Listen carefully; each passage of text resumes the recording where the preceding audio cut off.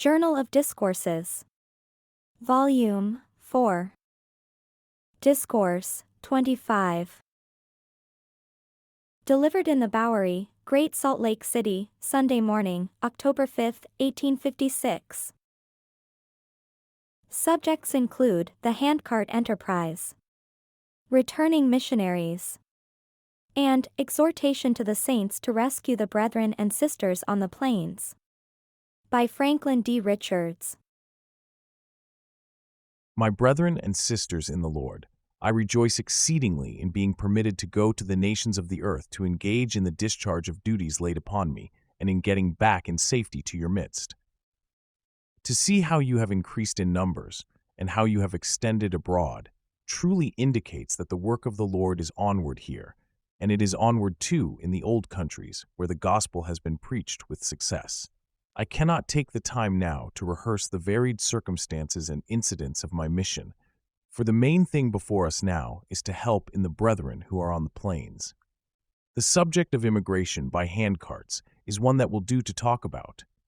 I have learned that by experience in the little I have had to do with them, it will also do to pray about, and it does a great deal better to lay hold of and work at, and we find it to work admirably. We have not had much preaching to do to the people in the old countries to get them started out with handcarts. There were 15 or 20,000 waiting for the next year to roll around, that they may be brought out by the arrangements of the PEF Company. Those who had any objections to this mode of traveling, we wanted to wait and see if the experiment would work well. The subject is popular in those countries, and the hardest part of my talking was to find the means to bring out the many that were urgently teasing me to let them come. When the first handcart company came in, it was a soul-stirring time. Banners were flying, bands of music played, and the citizens turned out almost en masse to greet them. But they will yet come with handcarts by thousands, and when they get here, they will be most likely to enjoy Mormonism.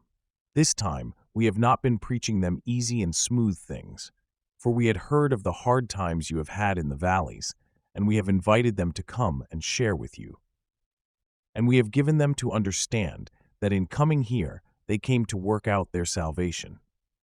The saints that are now on the plains, about 1,000 with handcarts, feel that it is late in the season and they expect to get cold fingers and toes.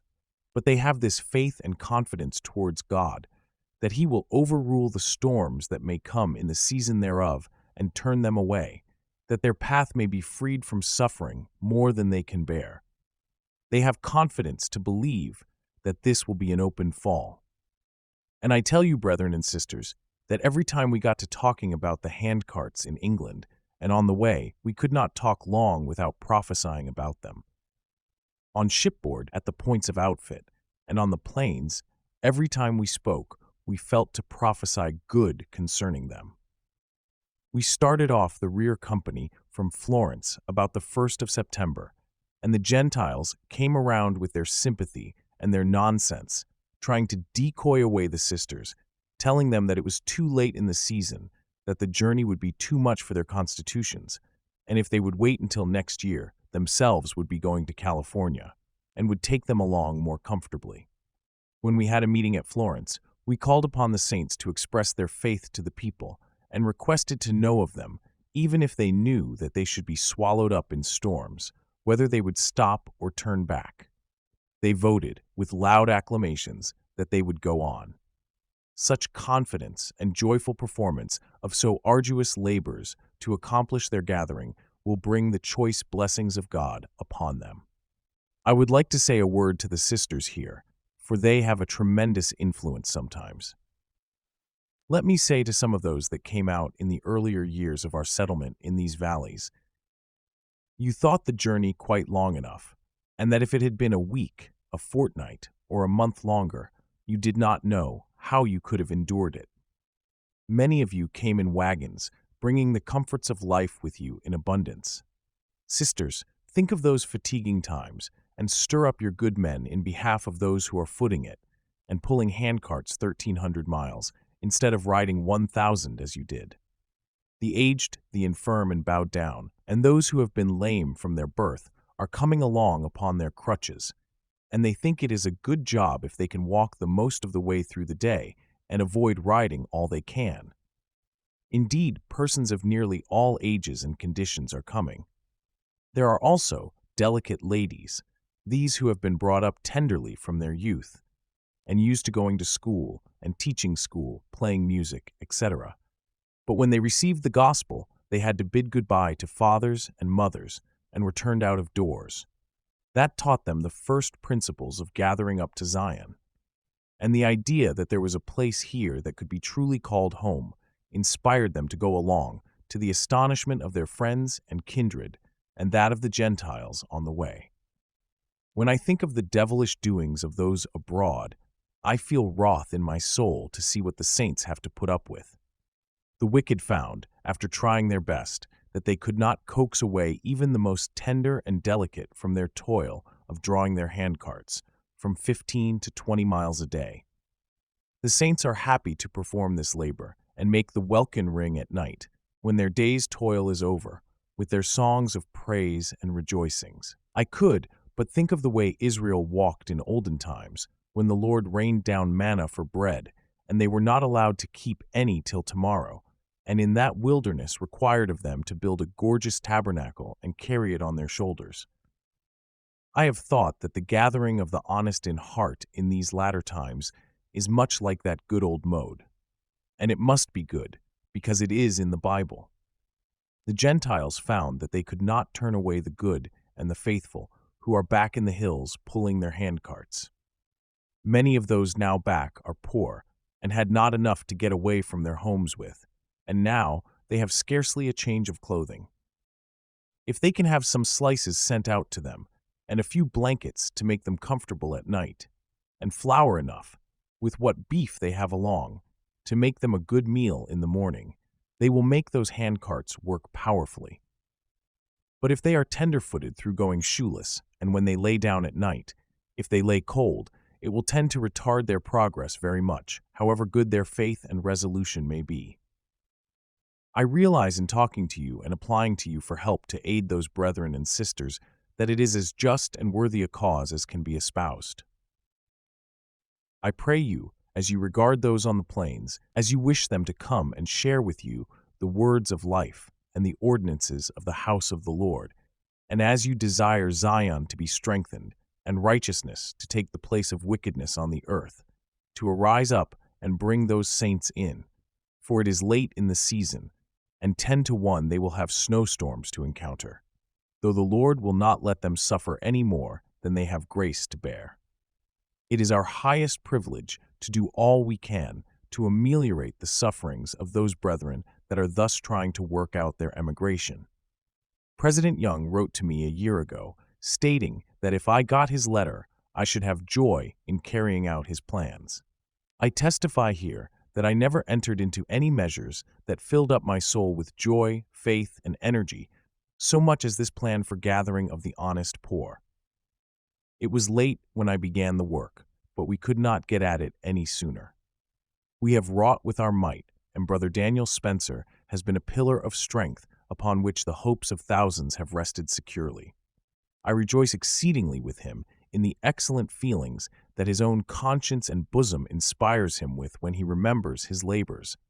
Brother Wheelock has been like an angel among the churches in the old countries, and they have been strengthened in the work we are called to do.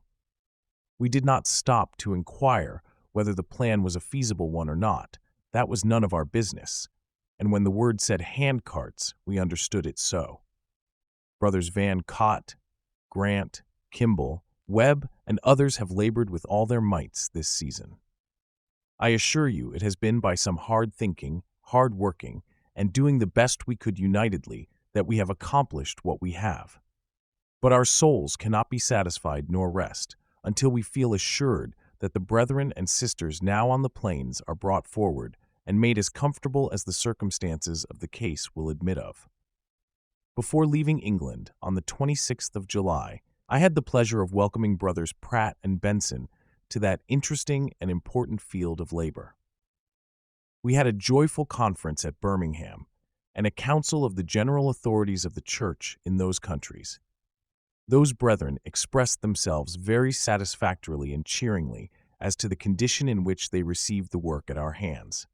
They spoke with great energy and power.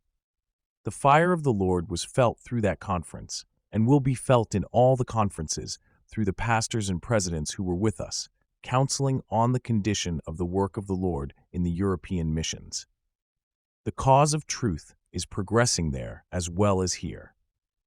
It gives me great joy on returning to see what an advancement there is in the increased outpouring of the Spirit of God upon this people. Those that stay here continually cannot so abundantly realize and appreciate this, as those can who go out into the world for a season and return again. I feel thankful for the privilege of being with you to try to partake of that Spirit and improve with you in the work of reformation.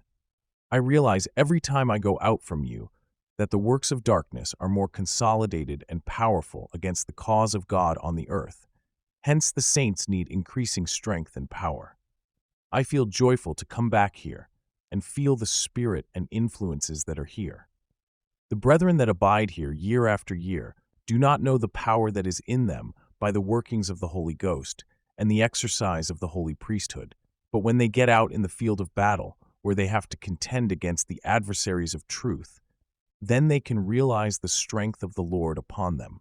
They can realize that He is with them and makes their labors successful. It is, I believe, as comforting a thought as the human soul can enjoy, to realize the worth of home while abroad in the world. When you were first called to receive the gospel, many of you were at once alienated from your homes and nearest kindred, and have never found a place where you could feel at home until you found it among the saints. This is the only home for the righteous on the earth, and blessed is that saint who can appreciate it and enter into the righteousness and power of it and enjoy its benefits in their true light and spirit. I felt today that I could love to sit and drink in the Spirit's gracious influences. I could feel, while on my way in from the Weber, that there was a spirit here watching over the people, such as is not to be found anywhere else on the face of the earth. It is nourishing and cherishing to the servants of God and the whole church in these mountains. How thankful we ought to be. The Lord has brought His Zion here to strengthen her, to admonish, reprove, build up, and prepare His saints for the events that are coming. And I pray the Lord to give us hearing ears and understanding hearts, that we may always have ready hearts to do His will. In 10 years past, last July, I have been sent to England on 3 missions, and out of that 10 years I have been absent from home something over 7. I have made a good many acquaintances and friends in the old countries. I have labored with joy in my field of labor, and God has blessed me. My heart has been made glad, and I have been enabled to bless others. During the last 2 years, we have sent out 8,000 saints, and nearly double that number have been added to the church by baptism in that country. I fear that I have almost become a stranger in Israel. There are but few that I am acquainted with here, and it helps me to appreciate the privilege of getting home and of seeing Brother Brigham and Heber and Jedediah and the saints in Zion. The elders that go out to labor in the world are from time to time called upon to measure themselves, and they have labors and duties laid upon them that no man can perform except in the name of his God.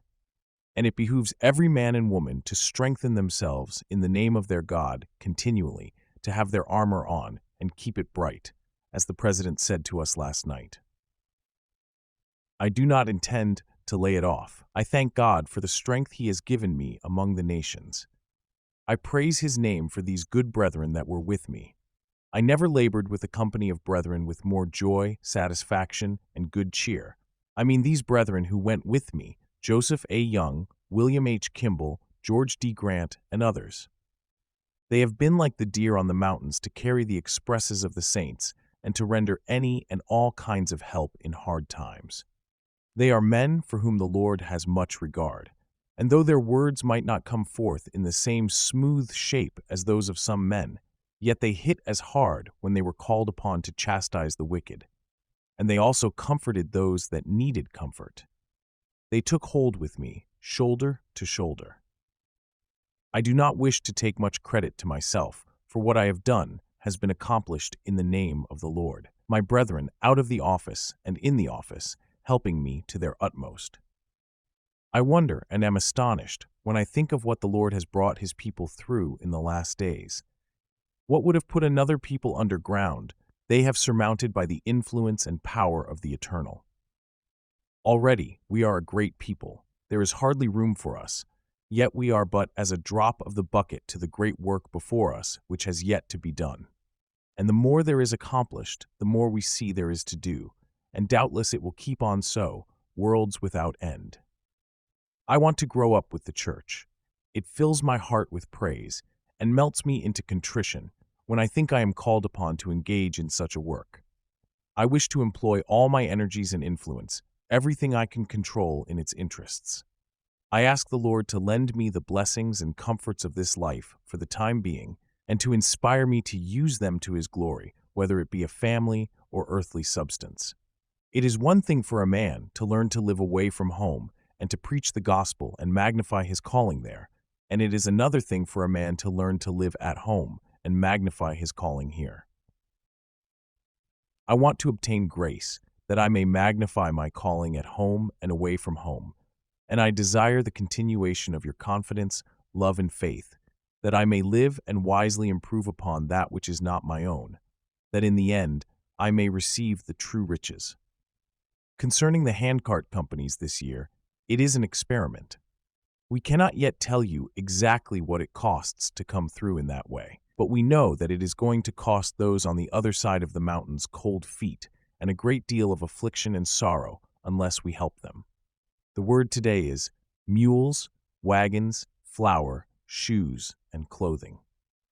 I entreat you, as you value yourselves and the interests of this people, do to those brethren and sisters that are out on the plains as you wish to be done by. Many of you have been permitted to live at home to enjoy the comforts of life, and you have accumulated to yourselves wagons and teams, and now is a time for you to do good with them. I feel to thank the Lord my God. My heart is full of thanksgiving and praise to him for blessings bestowed upon me and upon his people while I have been gone. When we were crossing the plains, men, women, and children were destroyed, but the Lord has preserved us and permitted us to arrive in time to attend conference. May he ever help us to appreciate his goodness unto us, and thereby we be led to do good unto others so long as we dwell on the earth, in the name of Jesus Christ. Amen. You were just listening to a discourse by Elder Franklin D. Richards, delivered in the Bowery, Great Salt Lake City, Sunday morning, October 5, 1856.